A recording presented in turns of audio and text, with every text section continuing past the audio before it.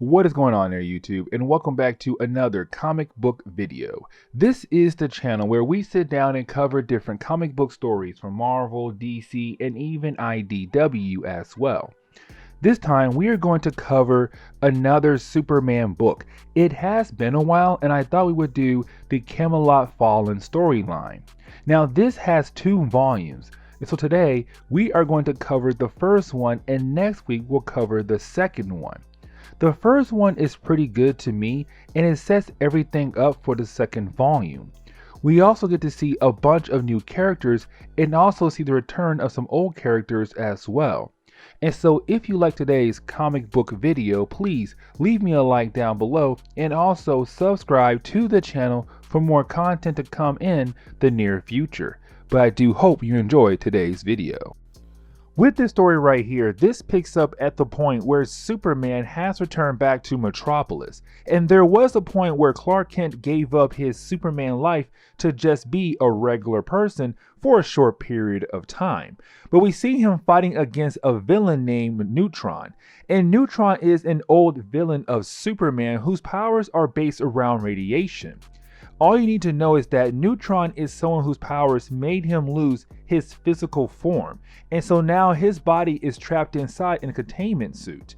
But the fight gets wrapped up very quickly, and we learn he's working for Gang, which is a group I will explain more in a minute. But this was done as a way to say Superman is back in Metropolis to the citizens of Metropolis. This leads into Superman switching over to his Clark Kent role, where he goes into work at the Daily Planet.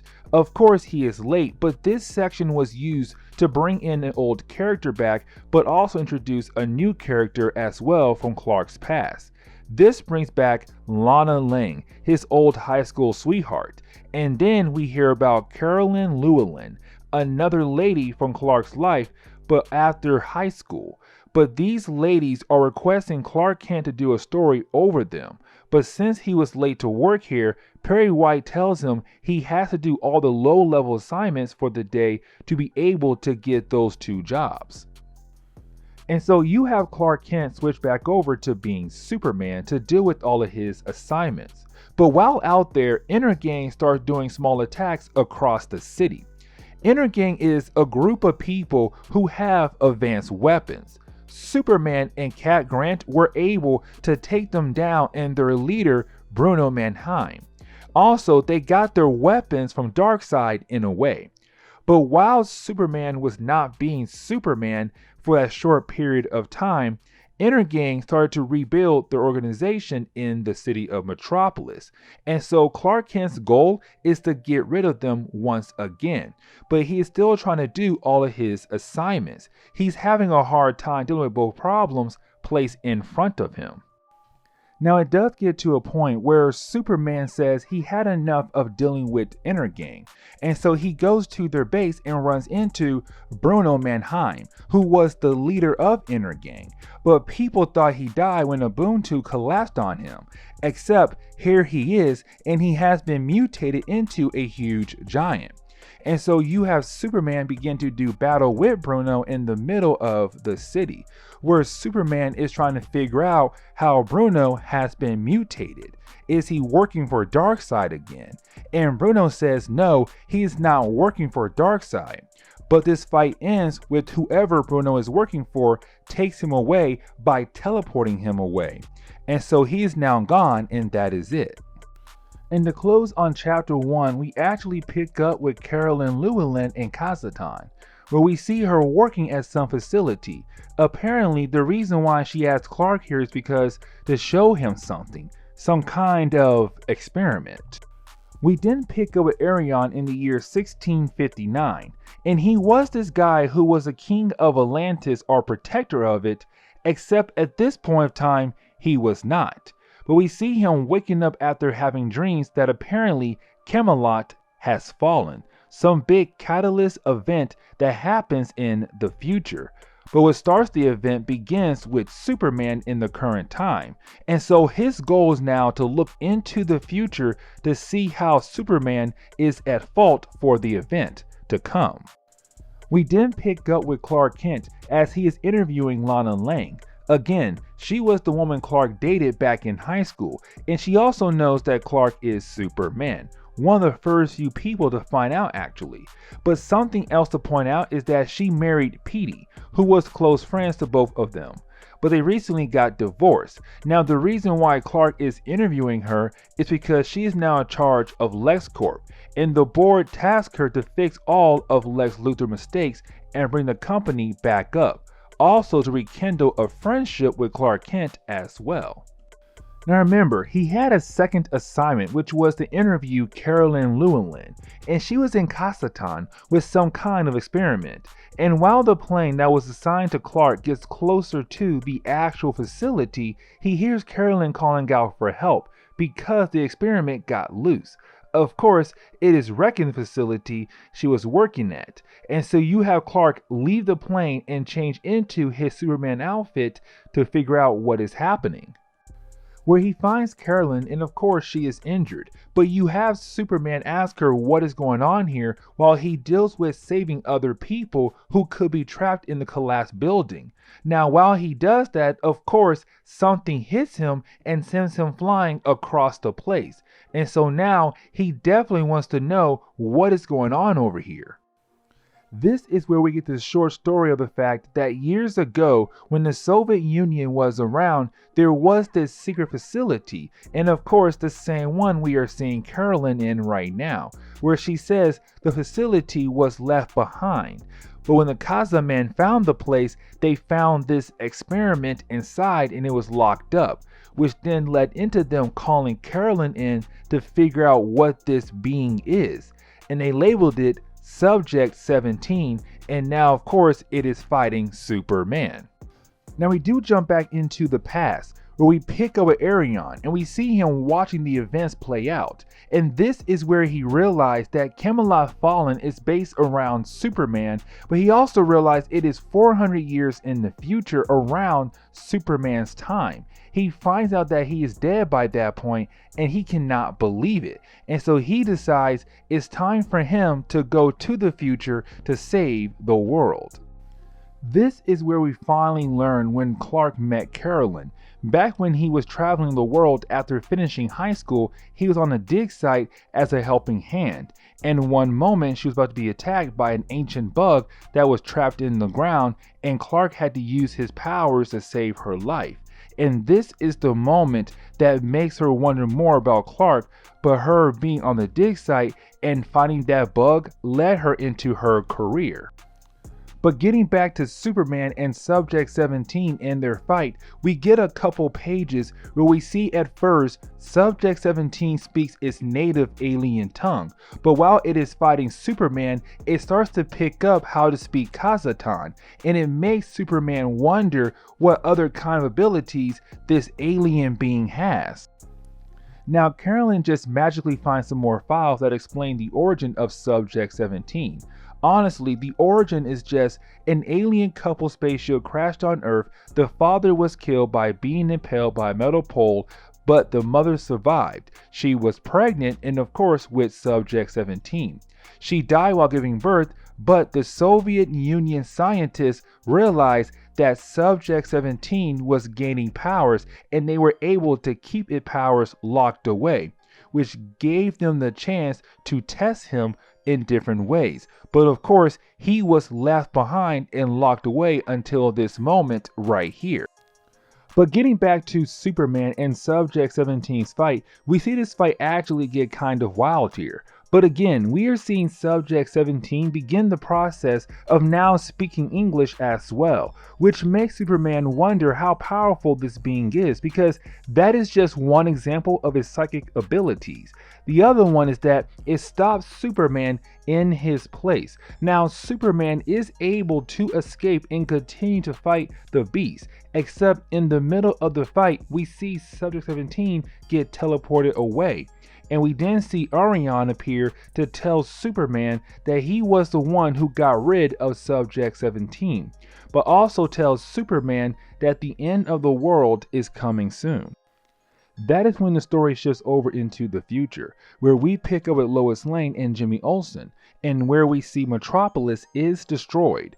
But we learn from the diary of future Lois Lane that in the future, Metropolis was a city that was floating in the sky. But certain events started happening all over the world, where now the whole world is in an apocalypse state now. One of those events led to parts of Metropolis falling into the ocean. And she tells us that there are barely any human survivors left in the world. But while Lois Lane and Jimmy Olsen are trying to meet up with Lex Luthor somewhere for some kind of mission, they get attacked by a bunch of cybernetic ninjas. Now, luckily for them, they are saved by this new character named Camelot, who seems to have the ability of a speedster, but not as fast as the Flash. But it seems like in the future, there are only a handful of metahumans left.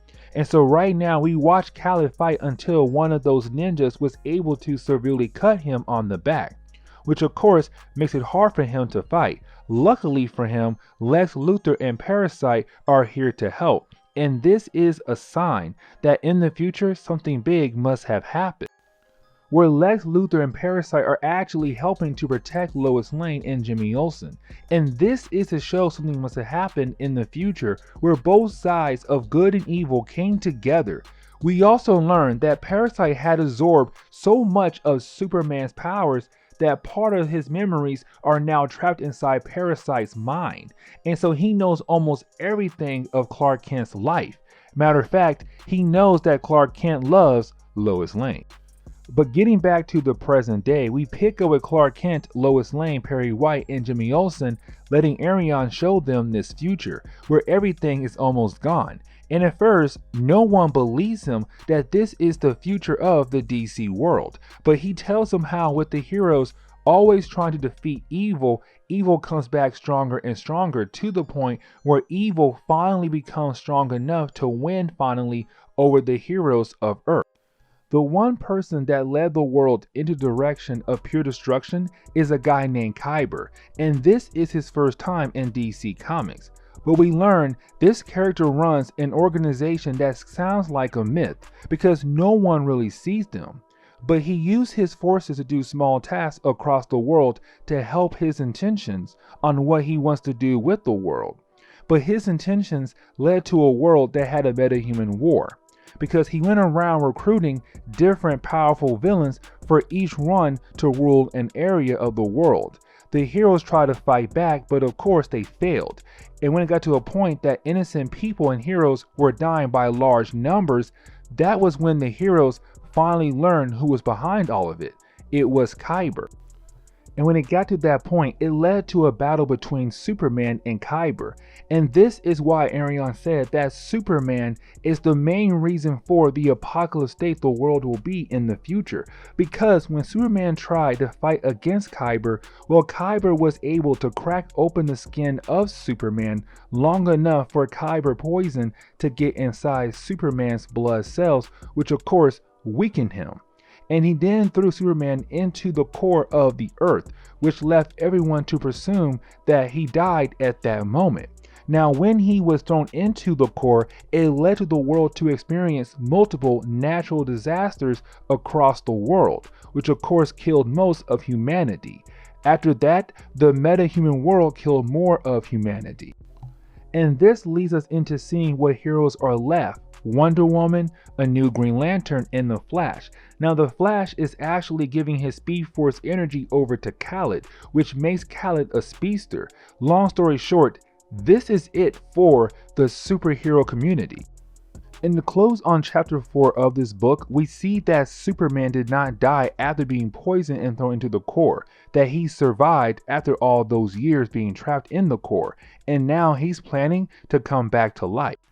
Now, part 5 of this story is actually more of a way to show us the final battle that takes place in the future, where we see the heroes who are left fighting against Kyber forces in one epic battle. And while this fight is going on, you have Lois Lane narrating what happened in this battle, how one by one each of the heroes that were left were killed off by Kyber forces. It was actually a bloodbath of a battle for the heroes. Now, where it seems like things cannot get worse than it already is, that's when you have Kyber appear, and to the heroes, they know if they can get rid of him, everything should end. And so you have Lex Luthor try, but of course gets defeated. But then at the very last second, you have Superman appear. Now this is Superman, who was already angry before he was locked away in the core of the earth.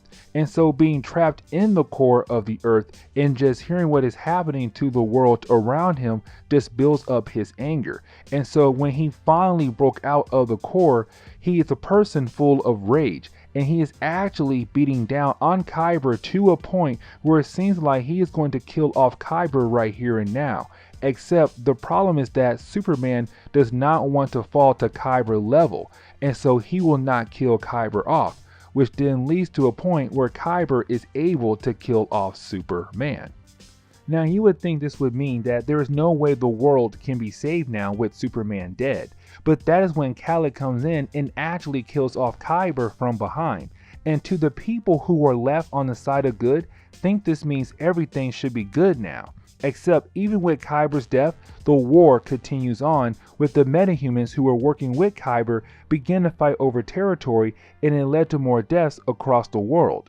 Lex Luthor dies, Lois Lane dies, and it gets to a point where Jimmy Olsen is the last person on Earth and he dies as well. A world where there are no longer any humans around. And so then this leads to the closing point of the first volume of this story, where you have Arion tell Superman that if he wants to let the world live, he has to let the world suffer, because every time he and the other heroes fight for humanity, something more powerful comes. It will get to a point that the heroes can't win. And so if Superman wants a different kind of future to happen, he has to let humanity fight for themselves, meaning that he has to stop being Superman once again. And this is where we're going to stop today's video. And so guys, please hit that like button down below and also subscribe to the channel for more content to come in the near future. Also, any suggestions on books I should read, well, please let me know in the comments below, because you never know, your suggestion could be a future video down the road. But guys, I'm out of here and I will see you on the next comic book video. Later guys.